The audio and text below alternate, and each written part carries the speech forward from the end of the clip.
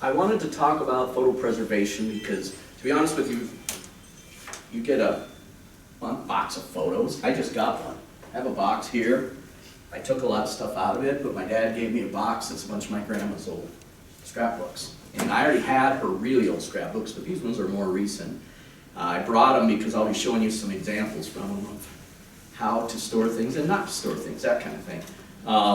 But it's like hitting a jackpot, especially when you're into genealogy and you can get somebody's face identified, that kind of thing. These are our goals for the day. I want to discuss the different kinds of photos and records and things. I was getting ahead of myself. I'll back up here. I want to talk about assessing the condition of some of your records and photographs and how they're being kept, what albums they're in, that kind of thing. And how to make sound decisions about how to preserve your photos and keep them so that they're here for another 100 years or however long they've been around already. Talking about how to display them and store them, because those are some real key things. And then I'm going to talk a little bit about digitally preserving your photographs, how to scan them. We're not going to go super into detail about editing and those kind of things. It'll be mostly just scanning, getting it down as a digital image so that you have it forever, in case something ever happened to the original. And then we'll be talking about how to file them and back them up and those kind of things too. So anyway, yeah, you can put a face with a name. You can sometimes look and say, oh, look, great-grandpa looked a lot like you, that kind of thing. That's fun. It's a point of pride, too, because, just having some great pictures. I have a couple coming from the Civil War era and that kind of thing, and it's just really cool to be able to make a copy of that and hang it up in the house.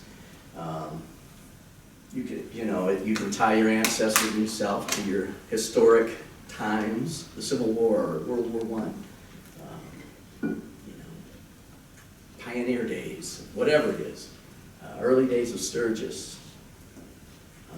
And then I put on here that it can be great currency with other family members.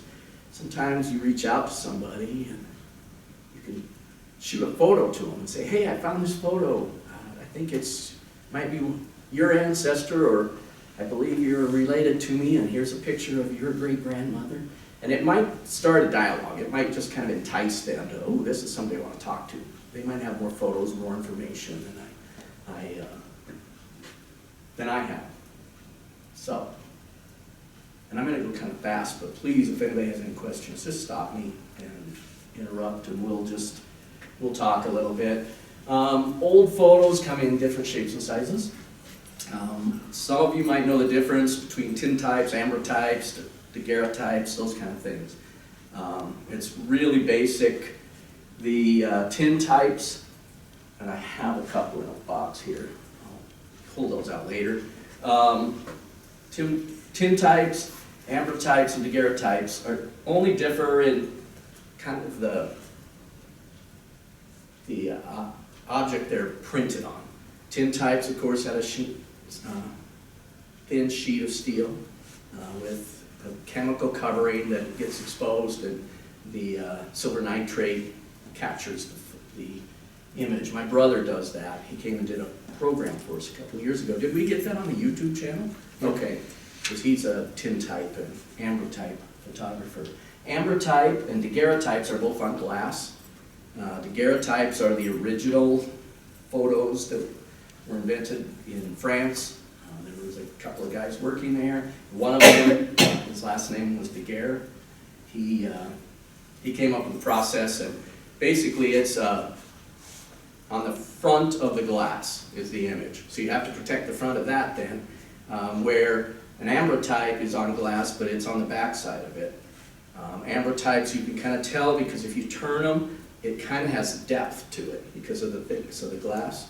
A daguerreotype, usually, if you turn it, there's a spot where it kind of looks like a negative.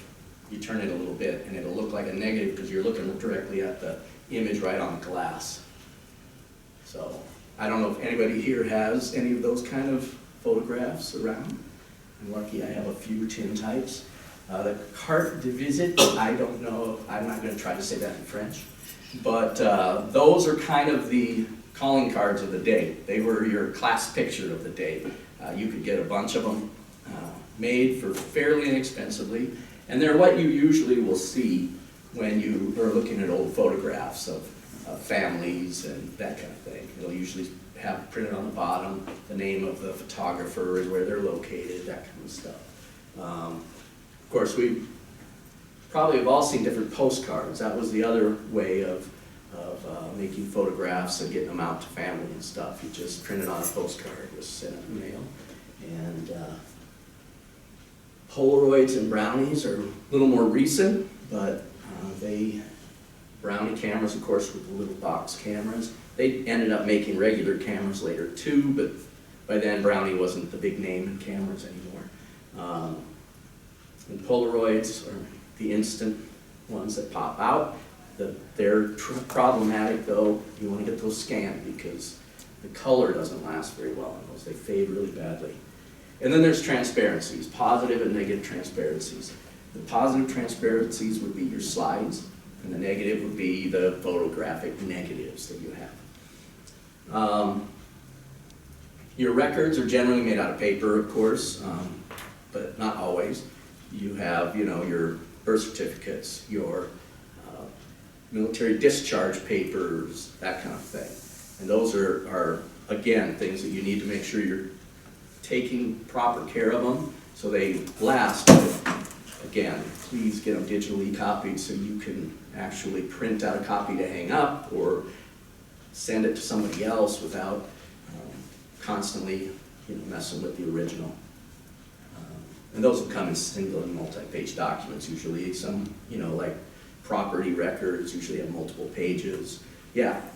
I was just going to point out with the negatives, I mean, I remember back in the day when you could go to the 1 hour photos all around, but just within this last year or two, I had some negatives that I needed to develop. I had to send them to a company that was an online company to have it done. I was surprised there's not nearly the... Yeah, you can't really get them done locally at all, unless you know a photographer that does the black room or dark room work. It's changed. The Historical Society inherited the Bobley photo collection, which I'm guessing there's anywhere from 10,000 to 20,000 photos in it. It's a huge, huge collection. I've scanned about 600 of them, and they're all negatives. The entire collection is negatives. So to scan those, you have to go through a long process, and I have about 603, I think, done. We did a slideshow of them the other night. So is there a place that you can send them to? You know of a place that you can send negatives to? There's a lot of online places. I would just Google it and find out. I don't think there's anything locally that would be able to do it. You probably have to. I have a lot of negatives. Do ya?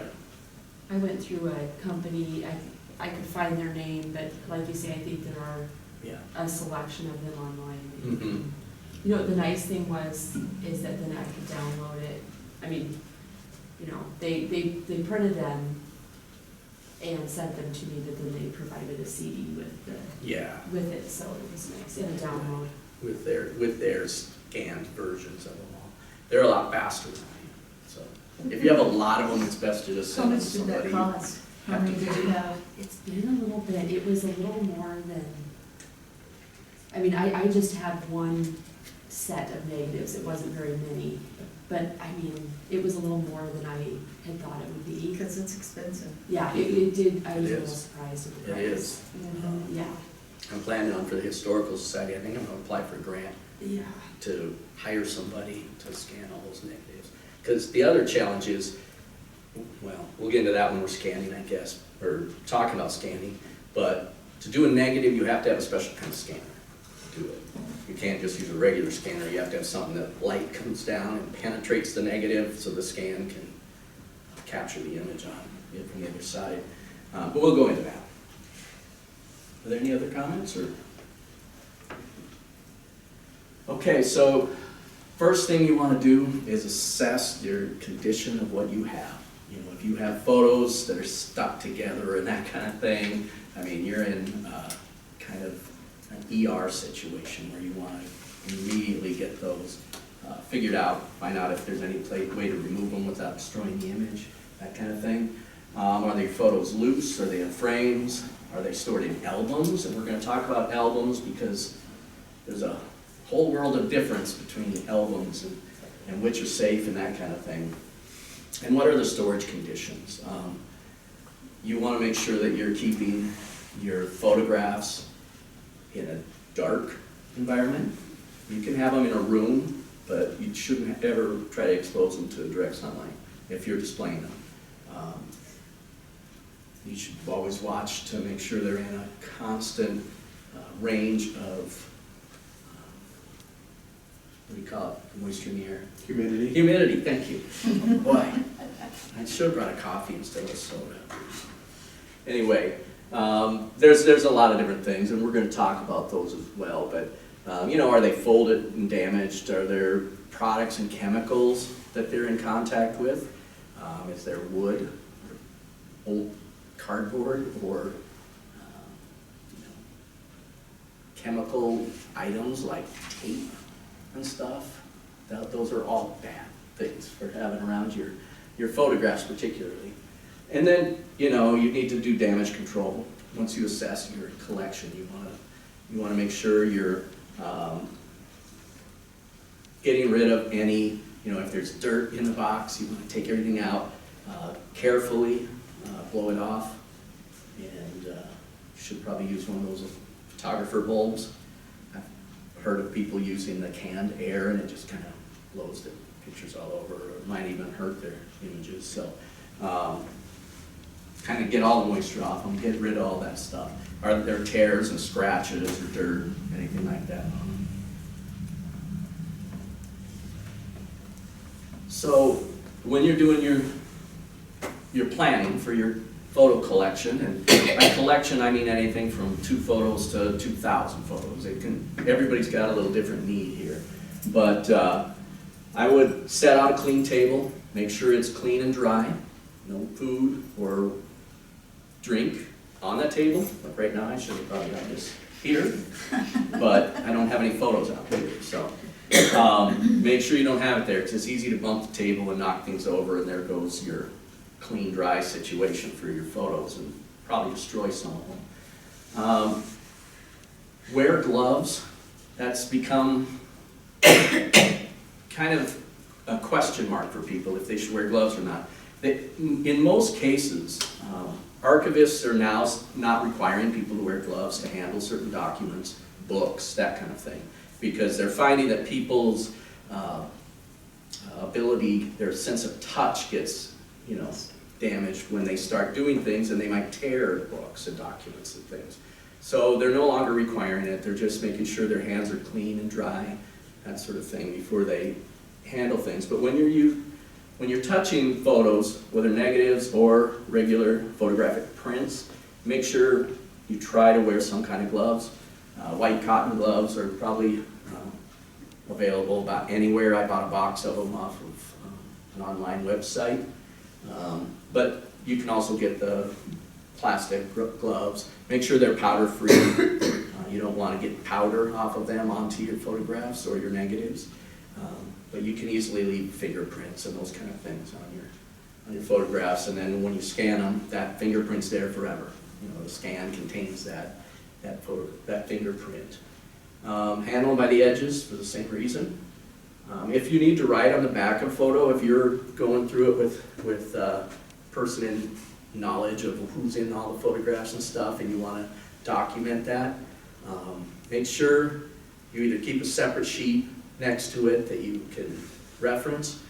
If you have to write on it, use a soft pencil, like maybe an art type pencil, not the real hard pencils, and don't press hard, but something that will write gently on the back.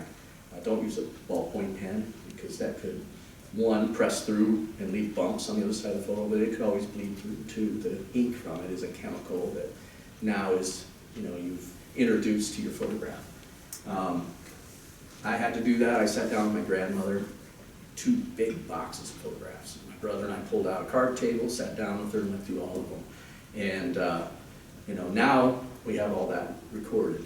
So if you have family members who might know who's in your photographs. Or if you have photographs that you want to leave for posterity, make sure you're putting down who's in it, when it was taken, what the event was, that sort of thing. So you have all that, because, you know, a couple generations from now, nobody's going to know who's in your photographs either. Again, use the photo air bulb to do it, and make sure there's no tape or glue or sticky notes. People love putting a sticky note on the front to say, here, this is Grandma and Grandpa so-and-so, and stick it on there. Well, now that adhesive's on your photograph, and you're not going to get it off. Rubber bands, paper clips. We've all seen documents probably where they use the old-fashioned paper clips that rusted, and now there's a rusted spot on your documents. So make sure you're not utilizing any of those, and if they're there, get rid of them. Take them off the document, make sure you smooth it out, brush away any of the rust that might be there, and try to put things into a sleeve. I'll be, again, going through some of this, but I have a couple copies here of old Bearview Breezes from high school. This was in my grandmother's stuff. It's 1927, the year she graduated high school. And I put it into an archival safe sleeve. This has some plastics. You gotta make sure there's no PVCs in it. You want it to be something that has the ability to contain your documents and not ruin them eventually. Yeah? I think I can offer something. Yeah. Before I was a genealogist, I was a scrapbooker. And there's whole departments in stores like Hobby Lobby where you can go in and buy the safe stuff, acid-free paper, those sleeves that you're talking about, the tape, the glue, and it's all removable. You can put a picture down, you don't like it there, you can pick it up and put it somewhere else. Tissue paper and the sleeves and all that stuff. It's really important that you know that it's archival safe. There's no PVCs in the plastics, that kind of thing, because those will eventually ruin your items. I mean, I have, Bearview Breezes here. It's almost 100 years old, and I want to make sure it lasts another 100 years. So, and then I have another Bearview Breezes from 1937 that came in with some other papers for the Historical Society. What I need to do still, I noticed this, is I didn't put tissue paper in between the pages of it. I should do that because, again, the paper itself is wood product, and it has acids and lignins, I think is what it's called. You could also use an acid-free piece of paper that you use, that scrapbookers use. You could put that in between. Right, in between, yep. So there is a lot of forethought. Once you assess your collection, just make sure you take the time to save it properly, because, again, you're now the caretaker of that history. And you want to make sure you're keeping it for your children, their children, and so on. Photo albums. These are all over the place at different things. If you can remove the photographs, do so. But if you have this is one of my grandmother's old scrapbooks. This is from her growing up here in Sturgis in the teens and 20s. And you can see over the years, they're glued in here. And over the years, people have tried to remove them, different pictures. And there's torn photographs. I don't know what's written on the back, and I'm sure that's what people are trying to find out, if there's anything written on the back. This one's loose, and it does say something on the back, but I think it's just the date of that it was made. But in this particular instance, you probably want to just leave it alone. I mean, yes, this paper's not great for it, but you can always scan it, digitally preserve it. I did that. I have this all scanned. What you want to do is scan it, starting with your, page by page, so that you get the exact copy of the scrapbook, because they usually put things in a certain order for a reason, and you want to preserve that order. But then I also went through and I captured each image individually and saved those as images unto themselves. It's a delicate thing, and again, I don't think it's something that would survive me trying to take out all these photographs.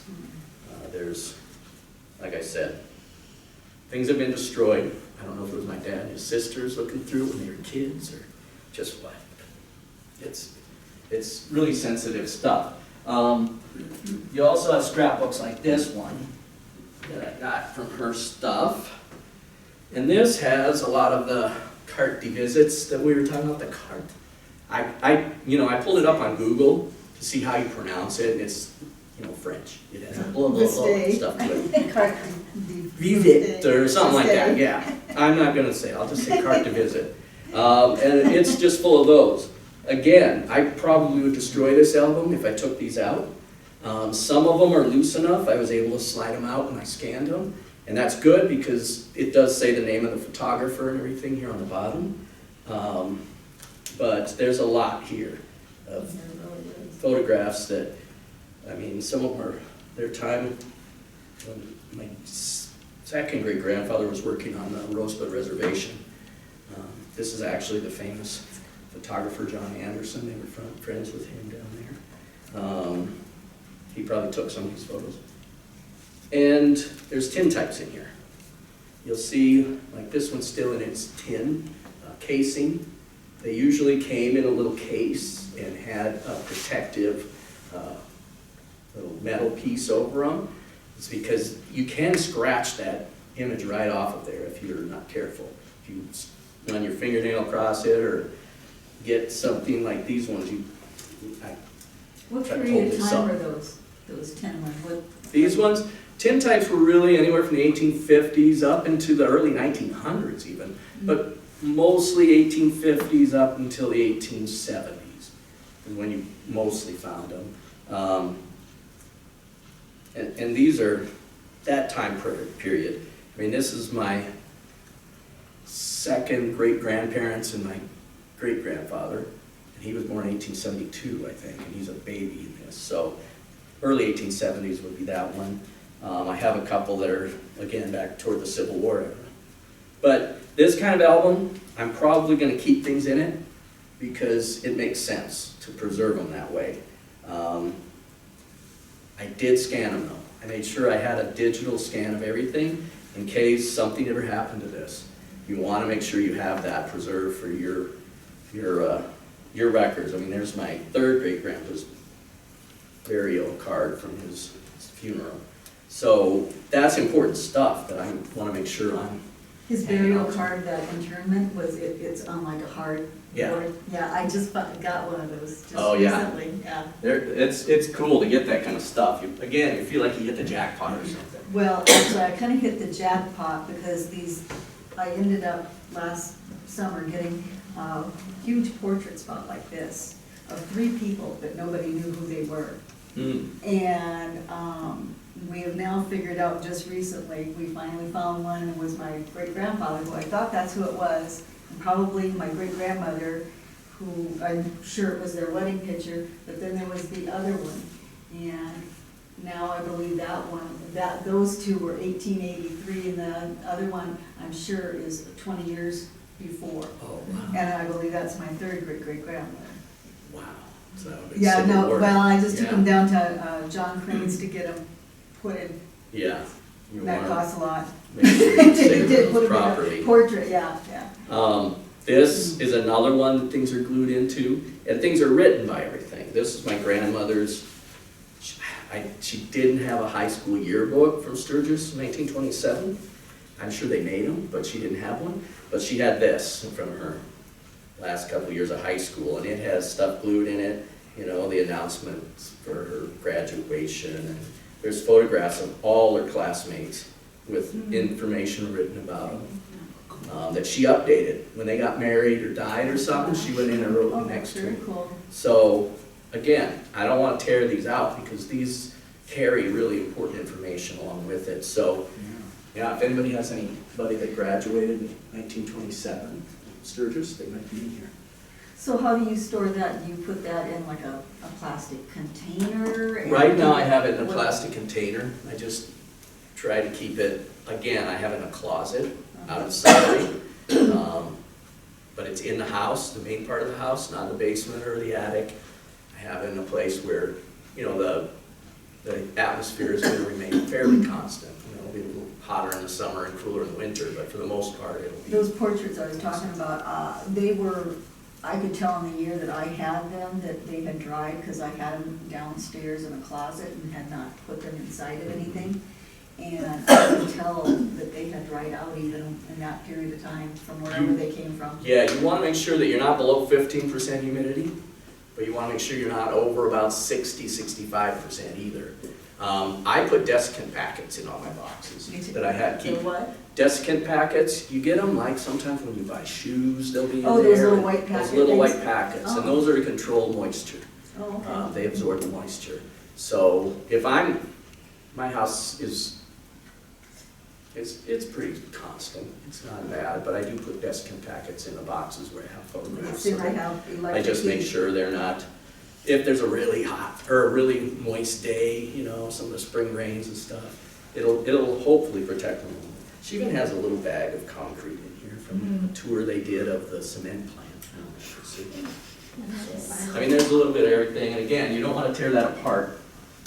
So that's an instance where you would keep your stuff together. You don't want to break that up. However, there are other photo albums that, and I'm going to use this as an example right here. This is one I just got from my dad. It's one of my Out of the grandmothers. 70s. These are your, I think I even have a slide about that. These are the old ones that I was just showing you. If they have corners, you know, in those old ones, that's great. You can take them out, copy them and all that stuff, but don't try to tear them out. You're just going to end up destroying your photographs. And albums with photo sleeves, I have a couple of those here that I was going to show you, but this is the magic peel and stick.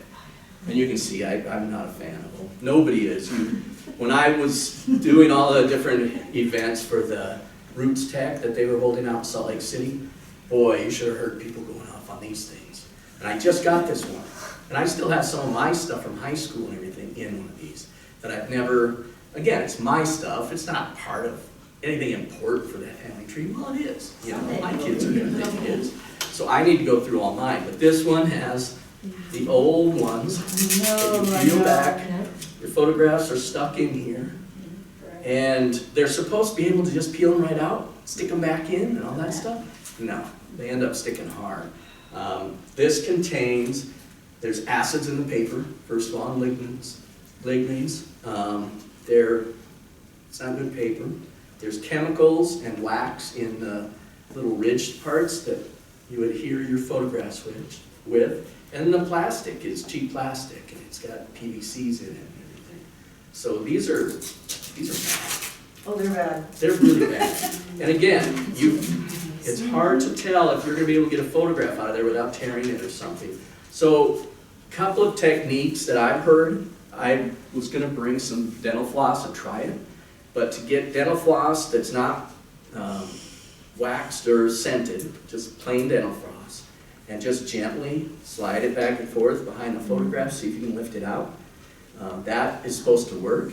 The other thing though, if you can't do that without hurting the image, don't keep going. But take a couple pages and put them in the freezer for a few hours. And it's supposed to kind of harden that waxy substance that they're stuck to. And then you're supposed to be able to use your dental floss and get those off. So, but these are evil. They're the Because you devil. can't really scan it with the plastic on there either, can you? No, you can't. And in most cases, you're able to still, see, I have another one in here that's, somebody put in here that's, well, that's a picture of my parents. That's their wedding picture. Yeah, in most cases, you can still peel back the upper page. You have to be careful peeling those back, because I have an old one where I started peeling it back and it started taking the image off. Yeah. And so I stopped. In that case, you're going to want it to stop. You're going to want to scan it, and you're going to want to use some of the editing tools in your scanning to remove the glare, if you can, from the plastic cover. But these, no bueno.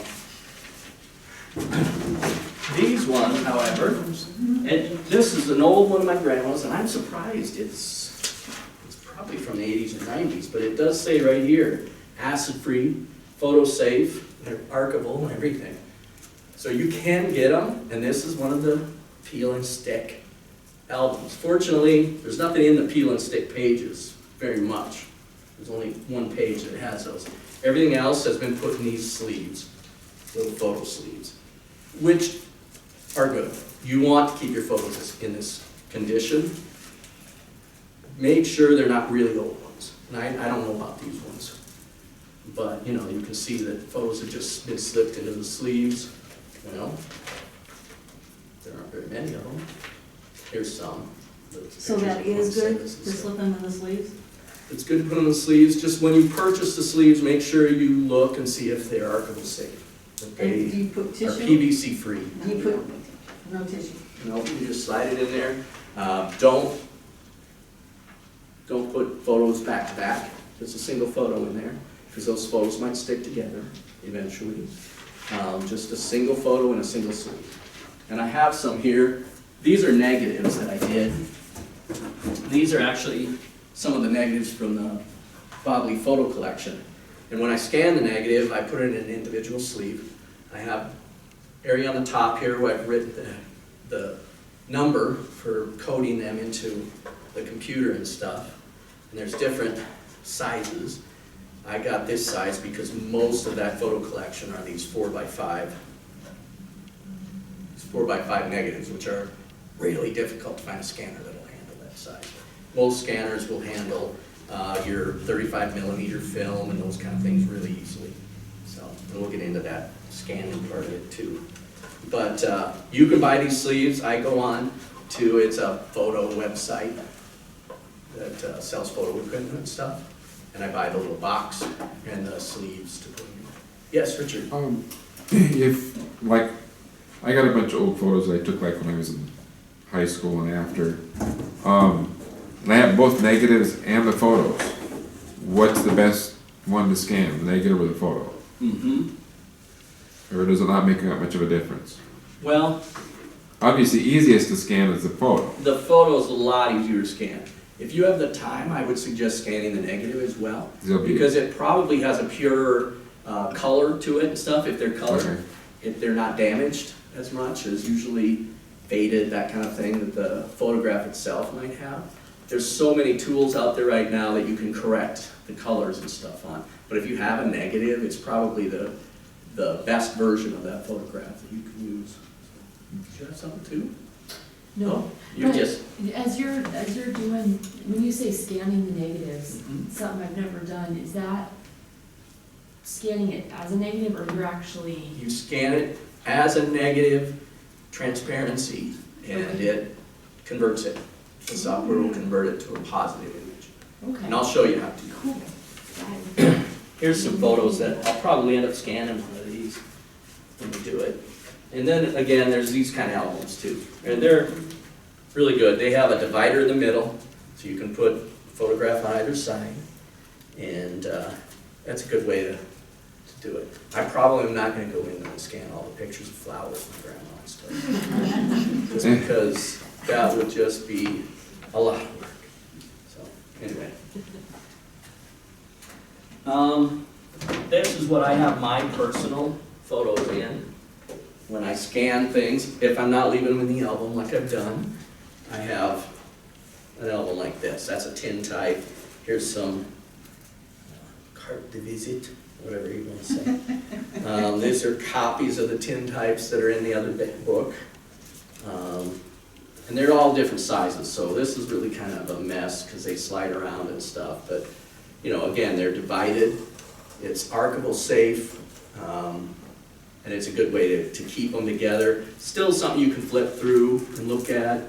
I have a few little documents and membership cards and things in here for the Eastern Star and stuff. But yeah, it's a good way to keep How do you link this to your genealogy software stuff? Right. So we'll go over that, but basically when I scan things, I keep a digital copy on a file in on my desktop of my computer. And when I go into my Ancestry.com then, I can go in and copy all those photographs into Ancestry, so that they're attached to that person's genealogy record. But we'll go with that a little bit too, if we have time. I'm kind of lagging here. Let's see what time we're in. Oh, it just tells me it's time for genealogy workshop. Oh, we're doing okay. You're on time. Yeah, I got my calendar thing flashing at me. So, again, if you have those kind of magic albums, just please get your stuff out of them. If you're worried that they're gonna stick, scan it first, so you get a copy, and then go back and try to remove them.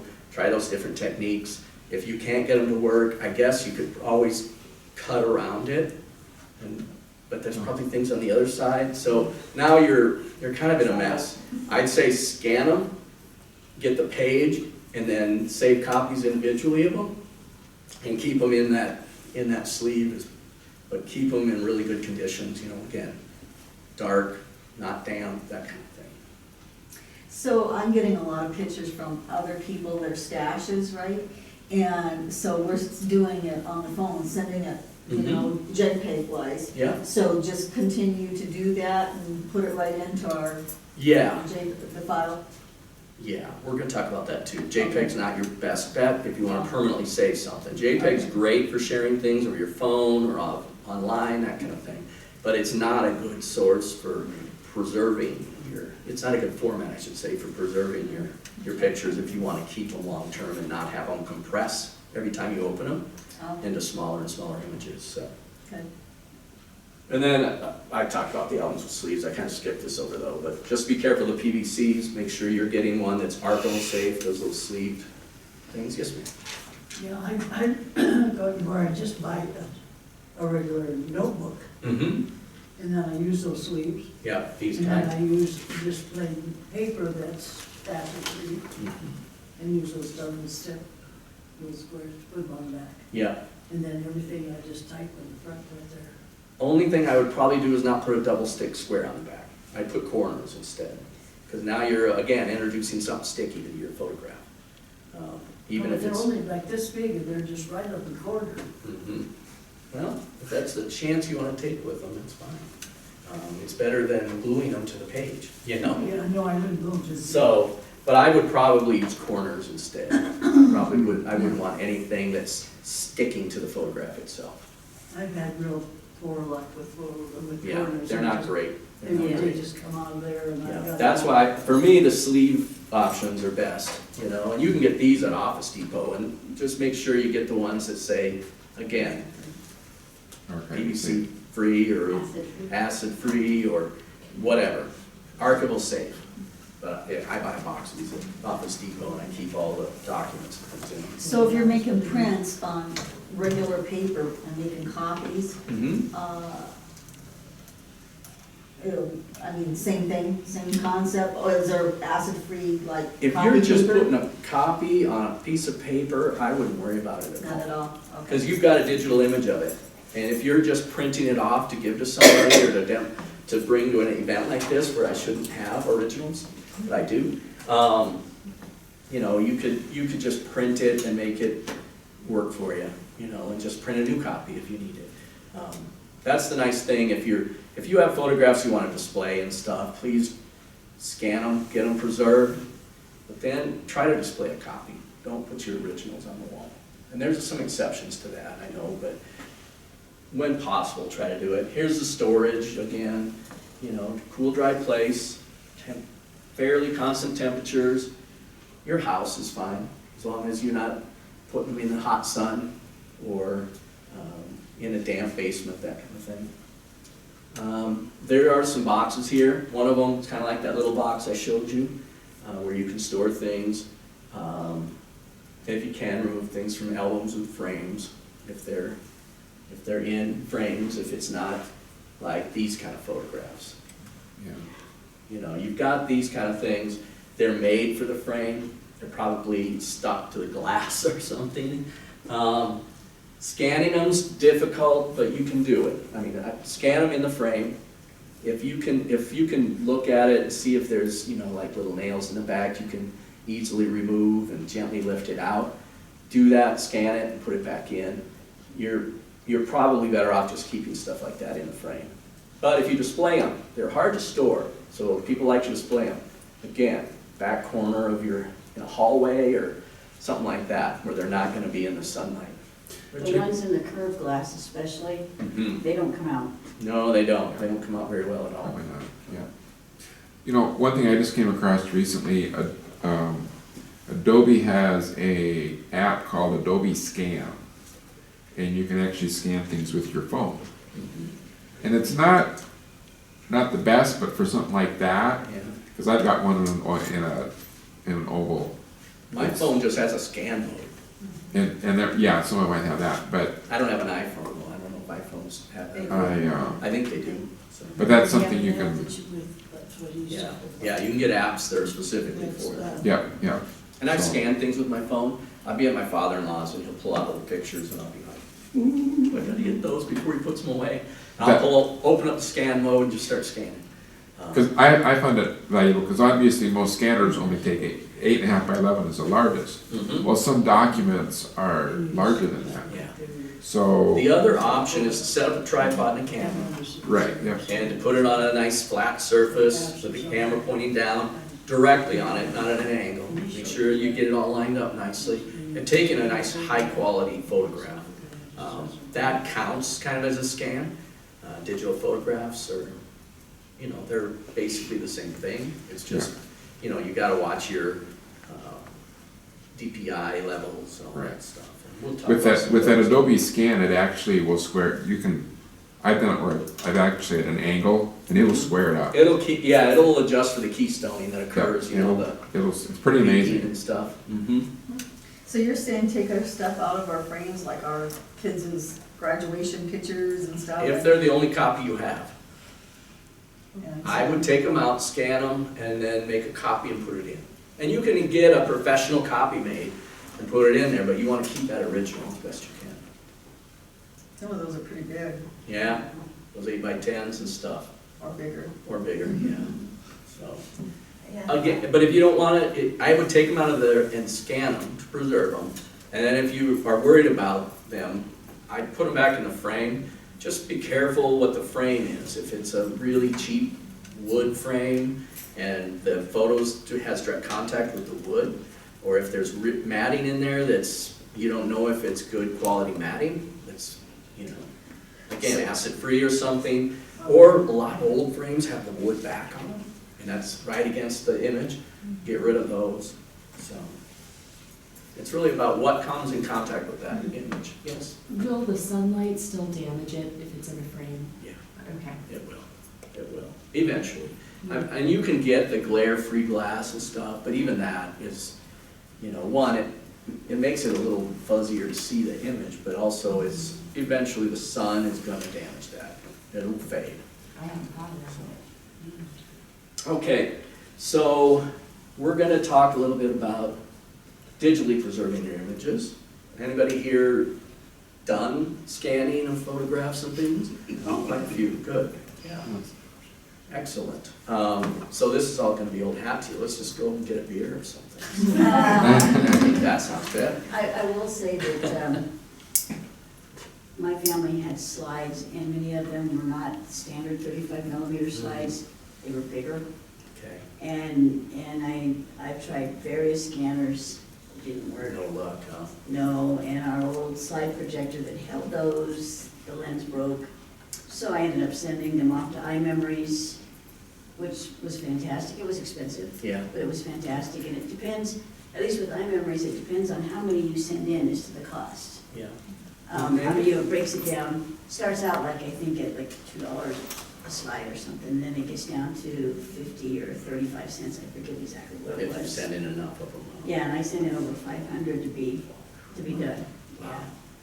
That's So- quite an investment, yeah. Yeah, yep, but at the same time, it was, how am I gonna do this, and the Mhm. time involved, Mhm. and that was after eliminating things like flowers and Yeah. trees That and was just such. the ones you wanted to keep. Yeah, Mhm. yeah. The, I guess the option you have, if you can't find a good photo scanner that will do those Yeah. with the transparencies, would be to get a light table and put it on there, and then do the photograph of it. But Right. again, it's up, Time. you know, it's a lot of time to do A that. lot of time and getting it set up right, and the right lighting and, yeah, so. Couple of things, make copies of your photos and documents if you want to display them. We've kind of talked about that. You can use scanners or cameras to copy yours, and cell phones are even getting to a quality now. It's not my first choice, but again, if you're at a relative's house and they have some great photos and that's your one chance to get a copy, you use your cell phone.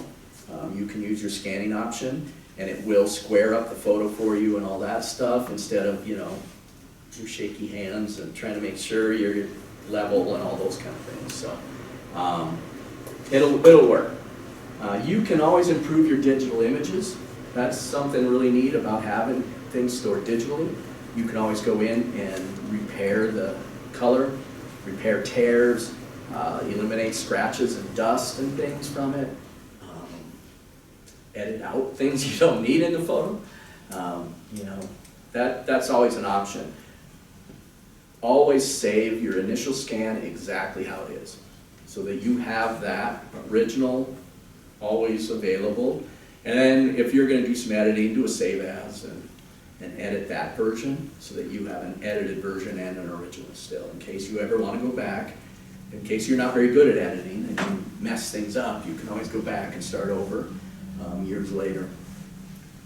Mark, Yeah. can I throw something in here? Yeah. Just, it's not something that we can do a lot of here at the library, but we do have the capability to scan images in. You know, if you have a few that you would like to get scanned in, I would recommend making an appointment with me to set up a time. That way you know I will be here and I can make sure I'm available. But we have a flatbed scanner like Mark's got connected to a computer upstairs, and so I can scan images in. I have been scanning images in here for the library, but I can do that for you.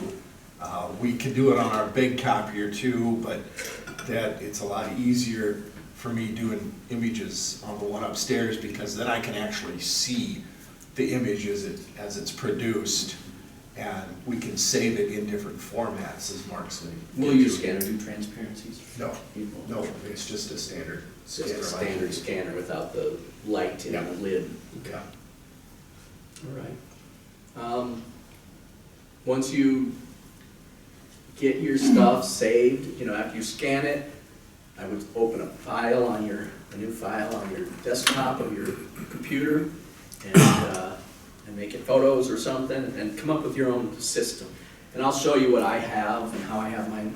I kind of do it by family group, you know, so if I have different families within my family tree, I'll have one for the Rambows and one for the Catons and Kuntzes and Seiferts and, you know, all that. And then if I have photos from those groups, they all go into those folders. And then within those folders, if I have individual people, they each get their own membership in that family group. It's my own weird, crazy system that I came up with, but you can come up with your own, of course. And there are programs you can get, apps and programs that you can get that help you organize your photos, where you can document things and say, you know, who owns the original, or who's in the photograph, those kind of things. And that's kind of a neat thing. Some of them give you really powerful tools for editing and stuff. But those ones usually cost a monthly fee or something to store. When you do get it all on your computer, save it there, but then also do a backup to a disk. I have a thumb drive I keep on the keychain. I ordered it. It's supposed to be a terabyte, and when I opened it, it's almost 2 terabytes of information on that thumb drive. I don't know how it can be possibly that big, but It can be. I just keep it here. If I ever want to save anything, if I'm ever doing research here at the library or somewhere, I can always just stick that in the computer and copy things. They're so available and handy now, and you can get them that will hold a lot of data. But backup things to a disk, backup things to the cloud. I have mine backing up both to my Google cloud as well as to my Microsoft 365 cloud. I mean, I'm backing mine up all over the place, so they automatically back up. If I'm scanning new images or work on an image, it'll recognize that and back them up. Yeah. I have read that a thumb drive or a disk is not permanent. No, none of them. Like, I mean, think about your DVDs and stuff that you have been saving things to. My laptop doesn't even have a DVD drive anymore, because those are now going obsolete, you know, the same way that your little floppy disks and everything else did. So nothing's permanent. Again, that's why I will choose to put mine in multiple places. I have it on my desktop. Every time I get a different computer or something, I transfer everything over and it's still on the desktop. Then I have it on 2 different clouds, and I usually try to keep it on some kind of removable drive, so I have it with me. The nice thing about having it on cloud is I have everything on my cell phone. So I'll be at, you know, dinner, and my mom will start talking about some photograph, and I'll pull it up, show it to her. Is this the one you're talking about? And then I know, okay, I know a story about that photograph now, and usually she'll look at it and she'll start telling other stories. So, I mean, the ability to carry your entire photo collection with you is right there at your So you do fingertips. cloud. See, I've been afraid to send things all to cloud. Mhm. You have the ability to adjust the security on your cloud. Mine, I kind of do free source for my photos. I put them out there, and if people want to use them, they can use them. I attach them to my family tree. I attach them to individuals, and I have a public tree. People can go in and copy the photos and put them in their own trees and stuff.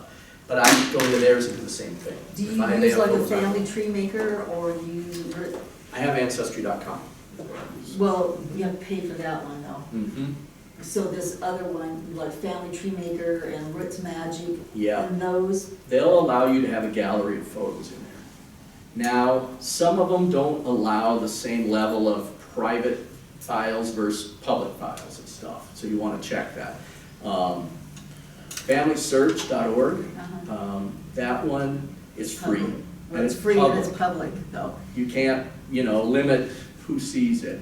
Again, I've said this before, but this is my hobby, so I spend money on it. I pay for my Ancestry.com in order to support my The hobbies. problem with family, I'm sorry, No, that's okay. search.org is people can go in there and change your citations and so Yeah, forth. yeah. And so I that's don't have why that. I'm choosing to get a It's a- regular program like a Family Tree Maker so that I can keep And mine you can safe. get programs that are right on your computer. Yeah, that's what this Local on is. your computer, or you can do it online. I do mine online. just And see, 'cause this I would can be do it from online. anywhere. Yeah. Mhm.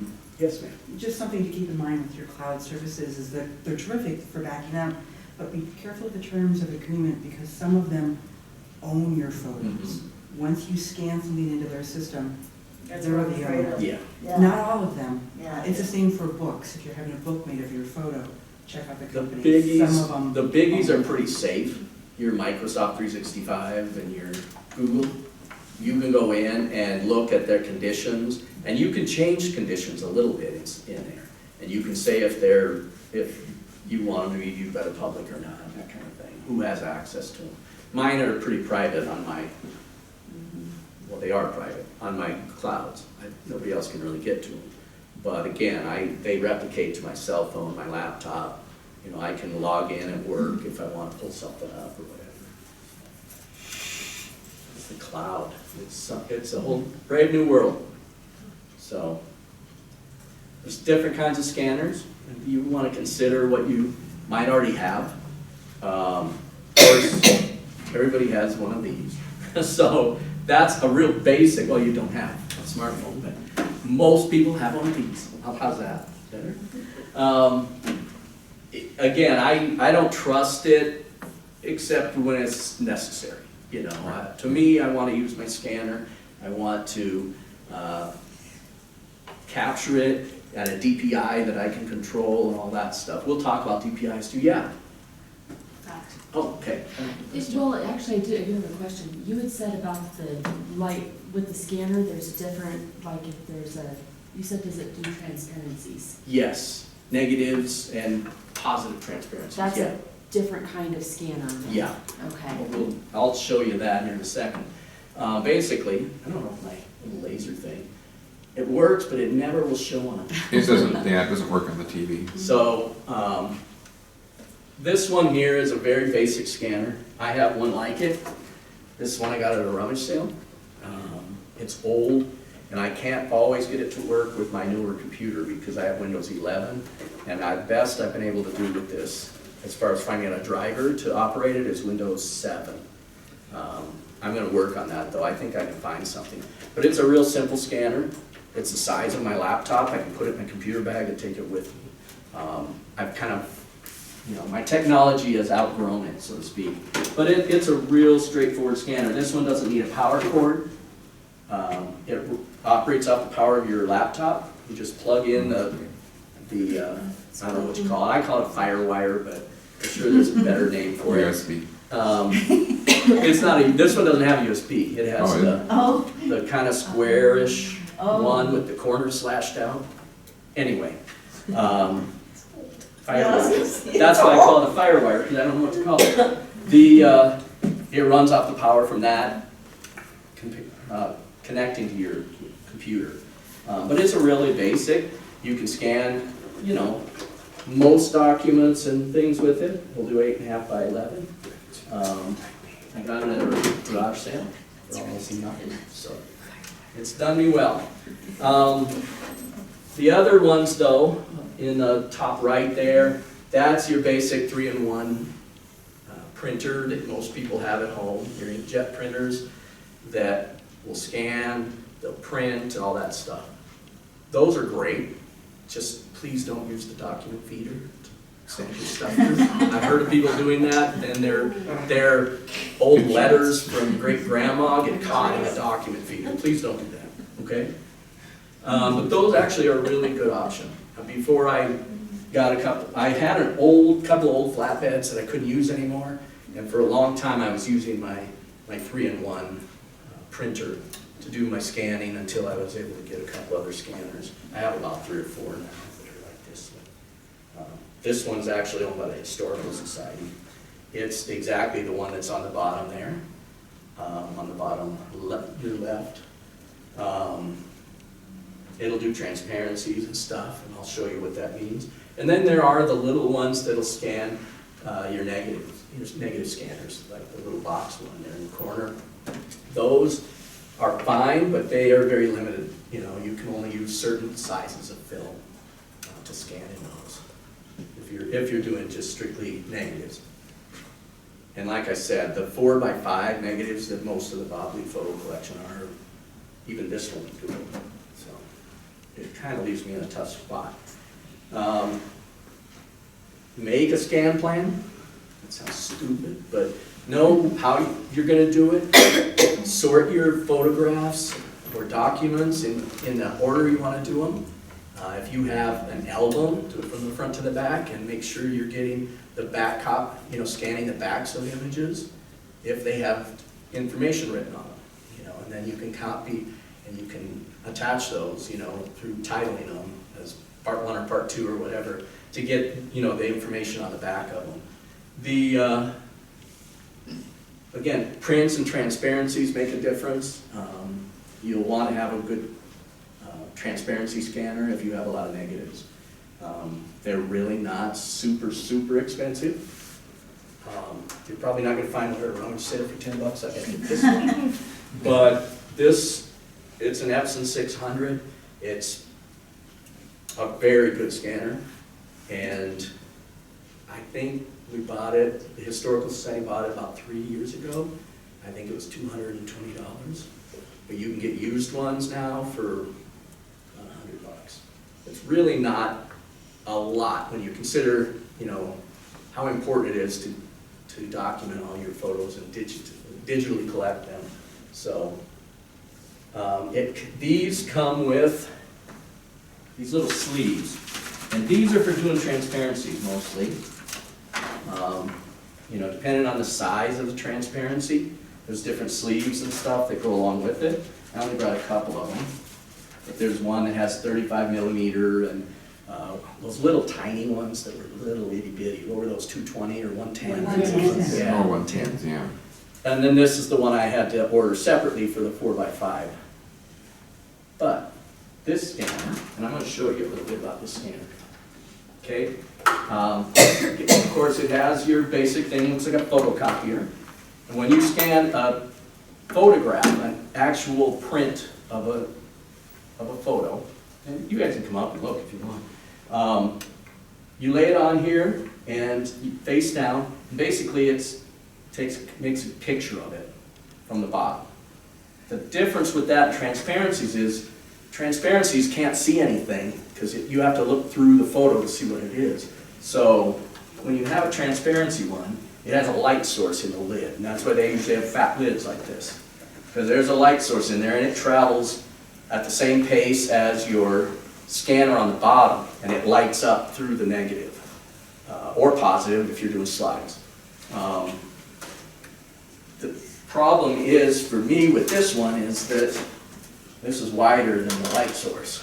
So I can't get 4x5 negatives out of it.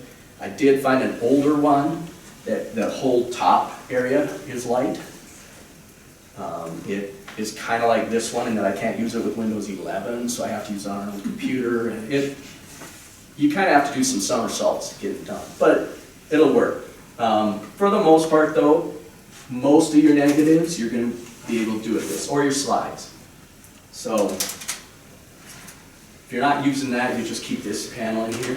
And again, it's kind of like a photocopier. It just, reflects off of this pad and takes a picture of what it is you have in there. What's that brand? This is an Epson. This is an Epson Perfection V600. Now there is a V800 that's I really want. And it's got a really wide transparency scanner here, and it's just, the newest thing, but they're like $1,200. So these ones you can buy new for about $200. Which isn't really horrible. And it's called a scanner, transparency scanner? It's just, I would just look at Epson V600. Okay. They all have the transparency thing in the lid. Okay. And if you look at a different scanner, just make sure that it says it'll do transparencies.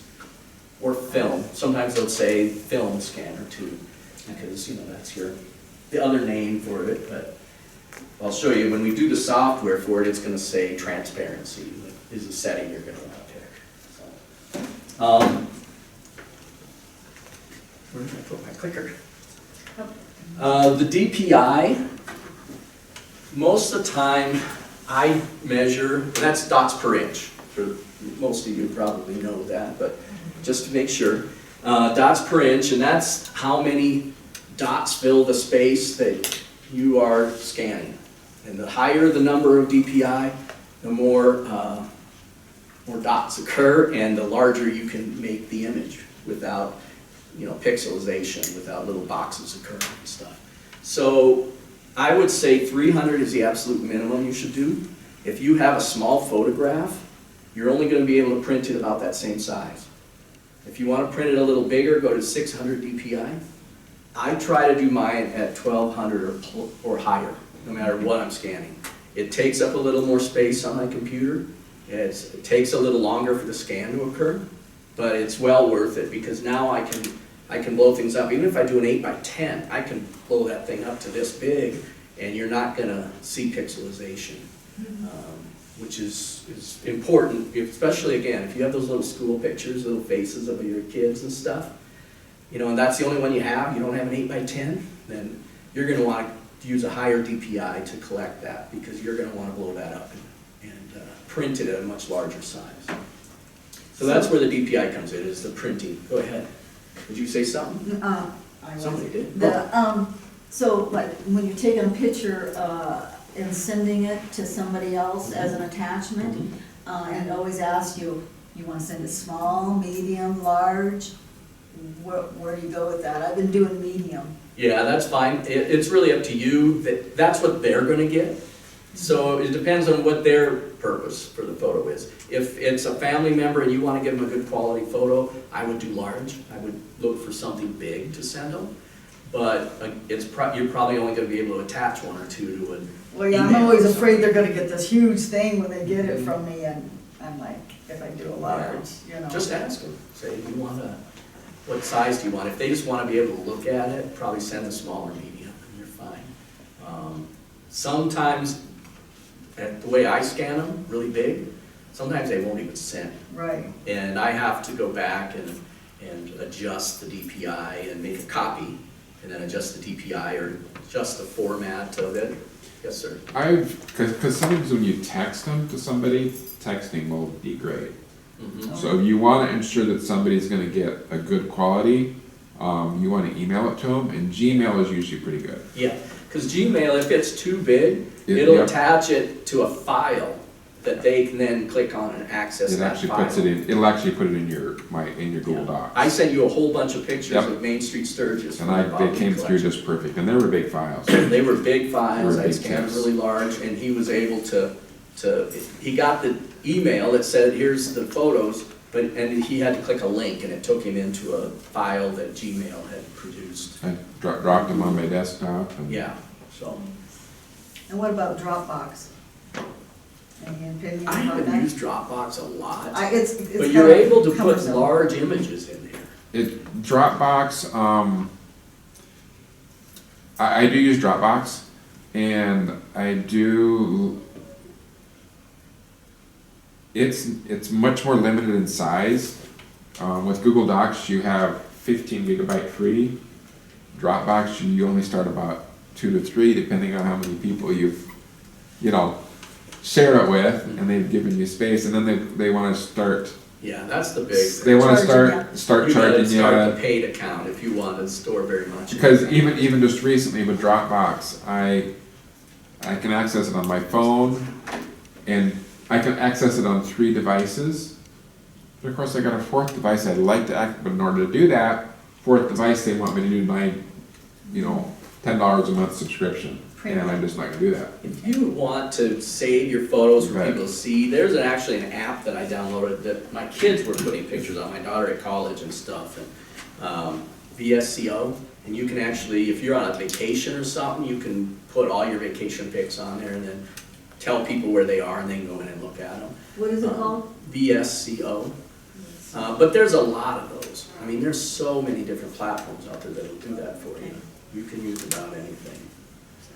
I'd recommend Google Docs. It's pretty cross-platform. I can access it, Yeah. whether it's on your computer or your phone, you can get in and And see that's it. DOCS, Google Docs. Yeah, if you have a Gmail account, you have a Google Docs account. Yeah. It's your drive. It's Yeah. Google Drive. Mhm. Yeah, sorry, you're right, it's Google Drive. This formatting, oh, my pointer doesn't work on the screen. The formatting of it is the next thing. You've got to figure out how big you want to make it, but picking which format, most things default to the JPG, and that's great if you're sharing photos online, Facebook, those kind of things. Some of them require it to be in that format. But it compresses your photo every time you use it. And when you send it, it'll compress it to send it, that kind of thing. I had some photos that I scanned in JPEG format, and I've used them several times, and now they're much, much smaller. And if I try to go any bigger, they'll pixelate on me. So it's called a lossy format because it loses some of its, because of the compression it loses some of its definition over time. So if you're saving permanent file of your photographs, don't save them as JPEG. Send them to friends or Facebook or whatever in JPEG. But I use a TIFF. Sometimes it's TIF, sometimes it's TIFF. Documents, I try to save everything in PDF, because that's a pretty safe one to do. But a TIFF file or a GIF, GIF, there's several others, but they're non-lossy formats is what they call them. And I don't understand all the science of it, but they won't compress your photos. You'll always have that definition. It'll always be at 1200 DPI or whatever you scanned it at. If you want to send it to somebody and it requires it to be in a JPG, you select the photo, you go into the save as, and then it'll ask you what format you want to save it as, and you just change it to JPEG. And that Sometimes it copy will says be a JPEG. IMG or something like that. What's Ping. There's a PNG, ping. IMG is an image. Yeah. Yeah. Oh yeah, IMG is an image file. yeah, sorry. And that's an okay thing to use that or not? Oh, an IMG format. I see it occasionally, but I don't use it myself, I use TIFF or PNG. TIFF or PNG is usually what I try to do.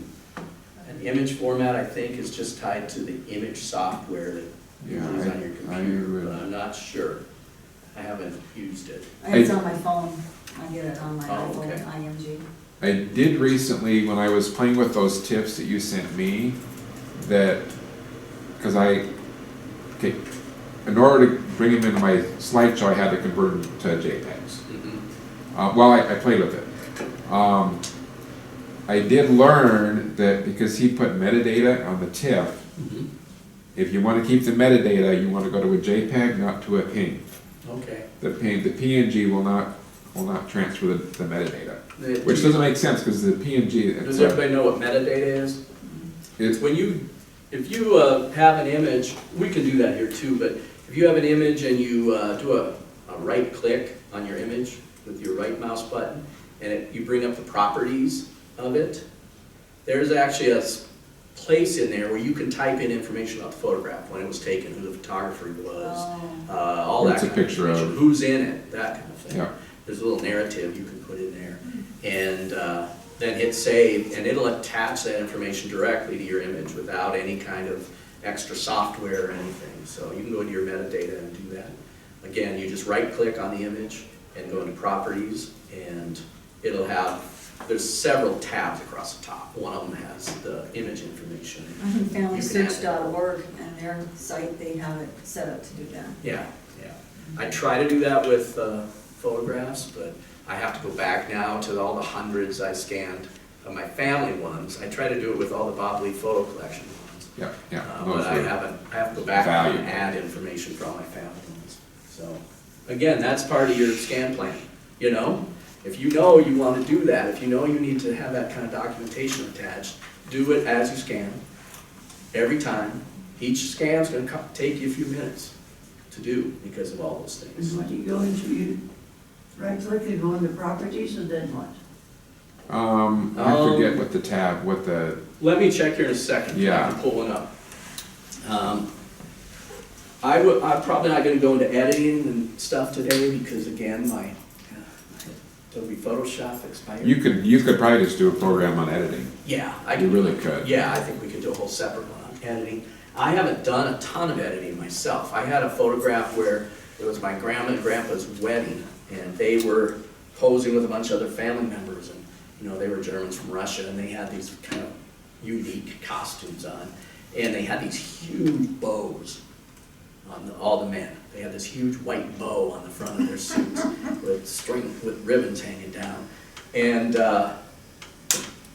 my grandpa in the photograph, it was torn, and the top of it was gone. The top, this part of the image right here was gone.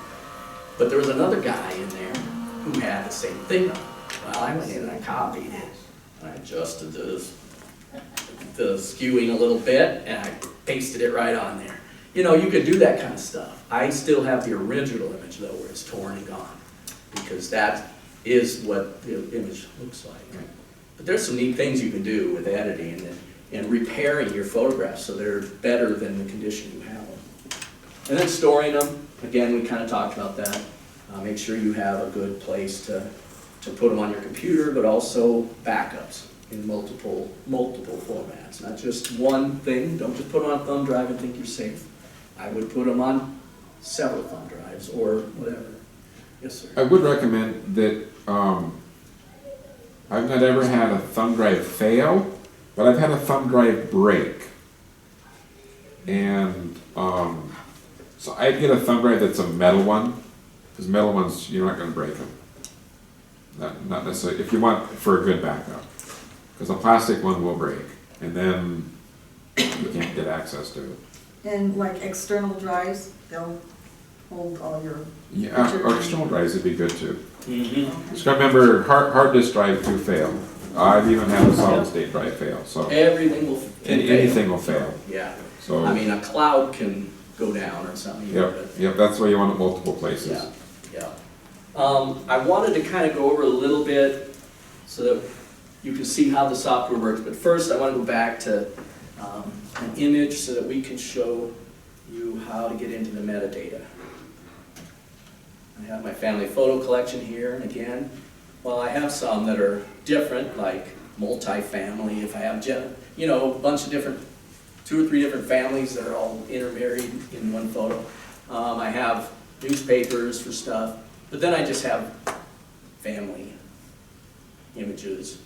And then if you go into one of the families, I have usually my ancestor, but we have letters and pictures from the Rosebud Reservation and stuff that I have separate files for because I wanted to be able to separate those out and use a separate collection. But like this, for Hugh Sr., he's my ancestor that came from Ireland in 1840 and was in the Civil War and stuff. I have this great tin type of him.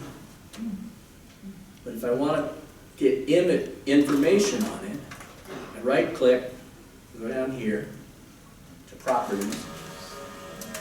I don't think I have any metadata on here.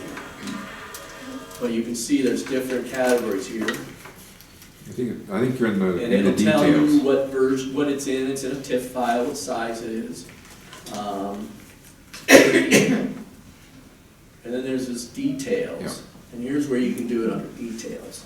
And I can go in here and I can type in information about it. I can say what the title of the photo is, who's in it, whether it's a good photo or not, tag different people in it and stuff, who took the photo, when it was taken, all of that stuff. But if you keep going down, there's everything. I mean, look, camera model that was used to take the picture, you name it. You can put a little bit of everything in here. Is this a specific program you've got that No. you set up a file? This No. is just your computer Just the finder image or on the whatever? computer, yeah. You can do it with JPEG, you can do it with TIFF, you can do it with anything. It's just within the photo itself. Again, you just right-click, you know, you use your right mouse button, go down to Properties, and it's under Details. You know, there's other categories here that you can do. This is, again, the general information, where it's stored, size it is and stuff, but under Details is where you can list all that stuff. And that's the metadata. So every time you use that photo now or send it to somebody else, it's going to have that information contained inside that photograph. It's a pain to put in initially, but once it's there, It's there it's forever. there. Yeah, It if is, you it's make sweet. copies, if you do a save as and edit it, whatever, it's there in the metadata, so. Anyway. And then I have this ancestor, he's my 3rd great-grandfather. And then he had one son and a whole bunch of daughters. So I have different folders because his son was my 2nd great-grandfather. So I have pictures of him and his spouse, and if there's family photos of him, they're contained here as well. And then I have a separate folder for each of his kids. And this is my great-grandfather. He was a judge here in town. You know, and this is a tin type. Again, I don't think I have anything in the metadata. I'll need to go back to the family photos and do all that. But, And you've kept all of these photos too? oh yeah, absolutely. Most of them are right here. Okay. I mean, I have like 8 books like that full of photos, but I brought that specific one of this family. Uh-huh.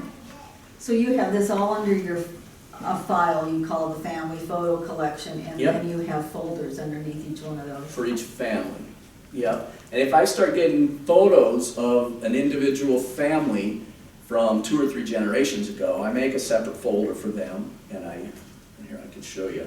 For instance, let's go back, family photo collection. My ancestor, that was my 2nd great-grandfather, H.J. Caton, his wife was a Sweet. She's in most of those Caton folders because when they're married, I keep her in the folder with him and the family. But I have a separate folder for her before she got married, when she was a kid and stuff. I have separate files. Some of these are 2 different photos of the same thing because I have some of them in TIFF and JPEG versions. So anyway, so that I have a separate file for that family then because have photos that belong specifically to that family. Just the way I chose to do it, but anybody can pick up their own way of doing it. Because mine go back pretty far in some of these family groups, there's a lot of layered files to go through to get to people sometimes, which can be a real pain in the you-know-what.